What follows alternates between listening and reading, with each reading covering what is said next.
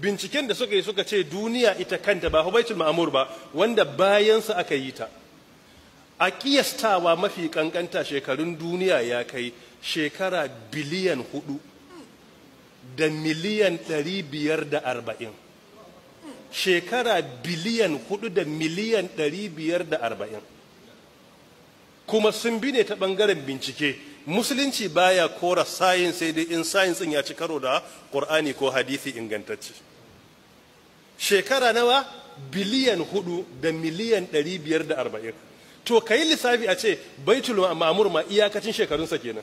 A ce kowace rana mala'ika 70,000 ke shiga ya ibada ya fita, kuma ba zai ƙara dawa ba. Don Allah, wannan adadin su nawa ne? Ka yi 70,000 kawai sau biliyan 4 da miliyan 540.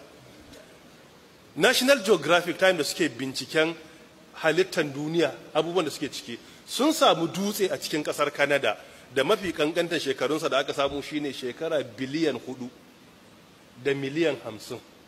Suka je Australia, shine kusan ƙarshen duniya, dan daga nan sai New Zealand, bayan nan baka da komai sai ruwa. Suka samu a ƙasar, sun samu dutsen da shekarunsa ya kai shekara biliyan 4 da miliyan 300. To duwatsu kuma suna recycling kansu, rocks suna recycling kai. Da suka duba history na recycling sai aka samu akwai masu shekara biliyan 4 da miliyan 400, akwai masu shekara biliyan 4 da miliyan 500.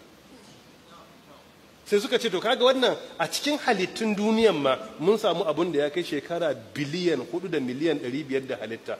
To yayi albaitul ma'mur.